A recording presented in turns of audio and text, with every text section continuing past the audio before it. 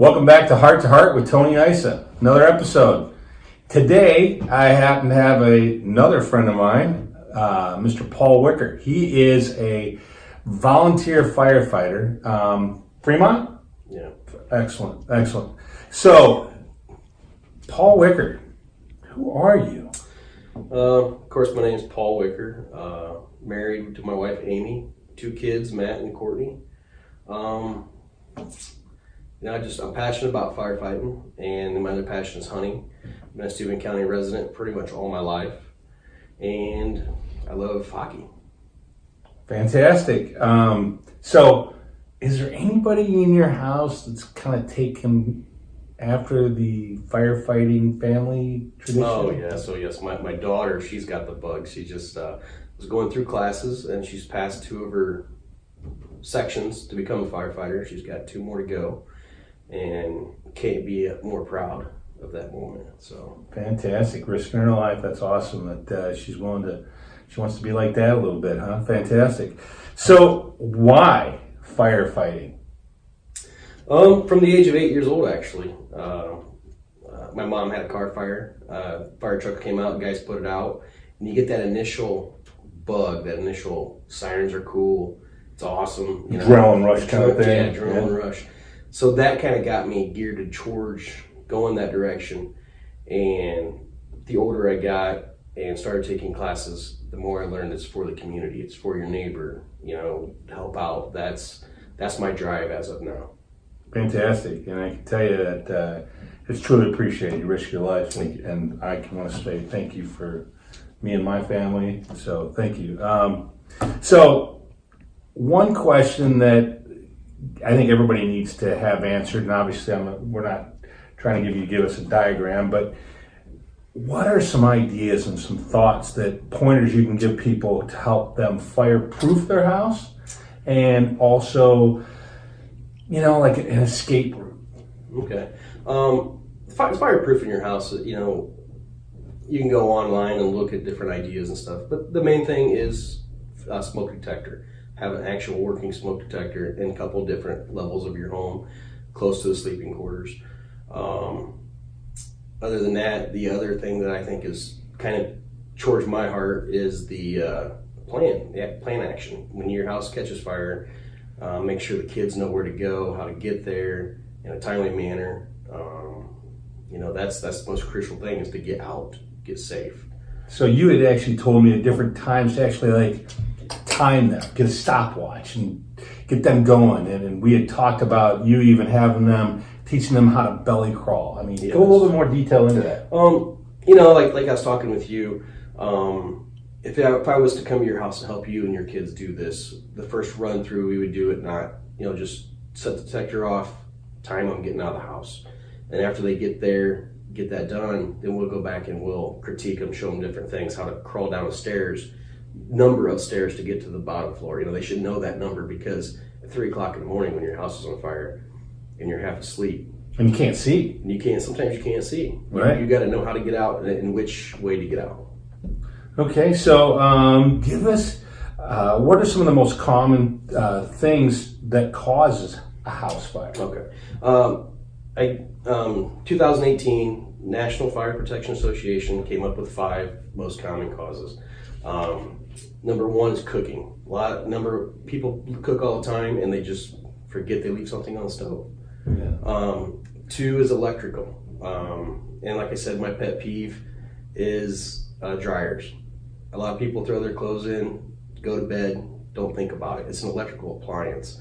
The lint, not only in the trap, but the lint goes into the dryer, and the working units is the motor. And when the motor gets warm, it catches the lint on fire. So just cleaning the lint container that holds that is not enough. Yearly you go in there and you pull it apart and you can YouTube it, right? Isn't that what you told me? Yes, I YouTubed it, and it's real simple actually. You just take the back of the dryer off, blow it out in your garage or however you want to clean it. Just get it clean and make sure there's nothing trapped under there. Dog hair is another big one, flammable. And to go on to number 3, heating.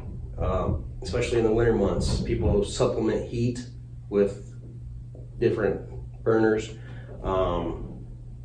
not good. Not smart. So yeah, so heating is the second leading cause. Electrical is the third leading cause. Fourth leading cause is careless smoking, and then the fifth cause. So you're saying sitting on the couch, smoking a cigarette, and sleeping with the cigarette in your mouth might be hazardous to your health? Might be hazardous. Other than cancer or any other unfortunate act? Right, yeah. But, it's just one of those things. People do what people do. Right. And just do it safely, and don't get in the habit of going to bed smoking a cigarette. Right. Because sooner or later you're going to have a fire. No, for sure.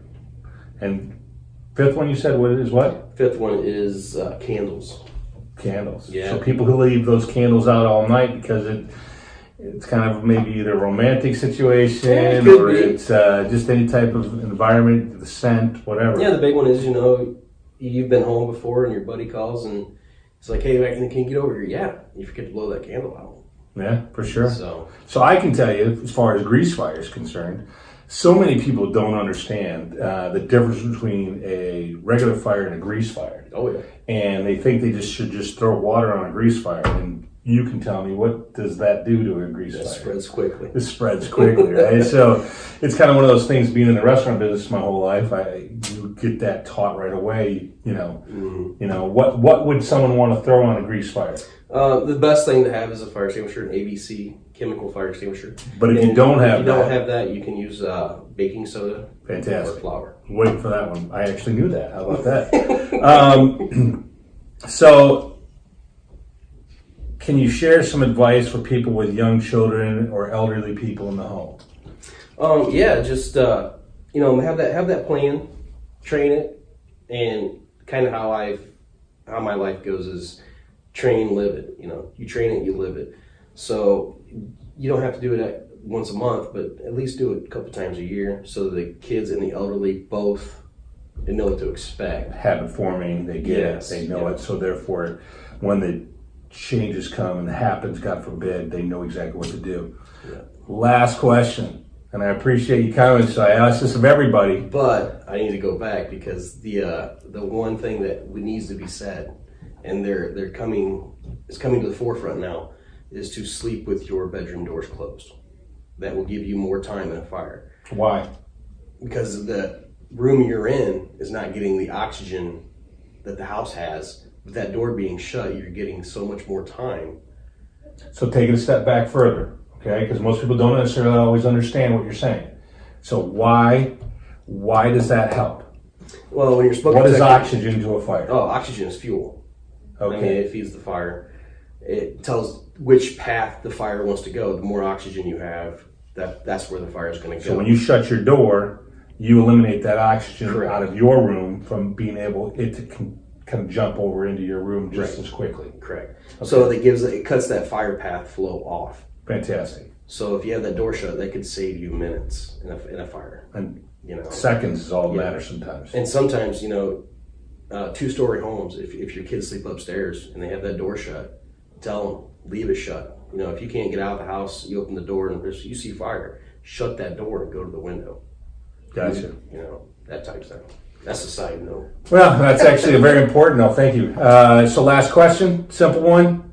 Tell us a little bit about something that not very many people would know about Paul Wicker. Okay. I'm kind of a funny guy. I'm serious when I have to be, but I love my community and I love to raise charity money for my community. I believe it was 2010 2010, somewhere in there. I won the National Cancer Society drag queen benefit. I do dress and drag, and I have done it a couple times also for the Fort Wayne Convents. Wow. On that note, I think so far he's taking the cake. So if you ever see that beard cross-dressed, you know he's doing it for a good reason. At least we hope. Have a blessed day. Thank you so much for joining us on Heart to Heart with Tony. Thank you, Paul. Thanks. Appreciate you joining us. Have a great day.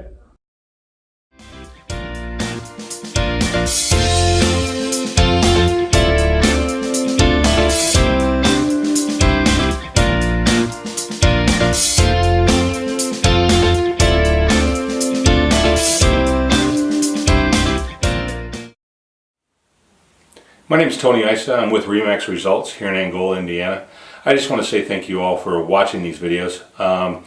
These were videos that I was compelled to do just because I know that there's a lot of times there are questions that people have, low-hanging fruit if you will, that can be answered for people to help them understand what's going on. If you have any questions, please reach out to me. Also, if there's anybody you'd like to see being videoed and have questions asked for them, please, again, reach out to me. My contact information is at the end of the video, and I'd be happy to do so. I appreciate your patience. I've been growing in this video process. Thank you. Again, any questions? Have a great day.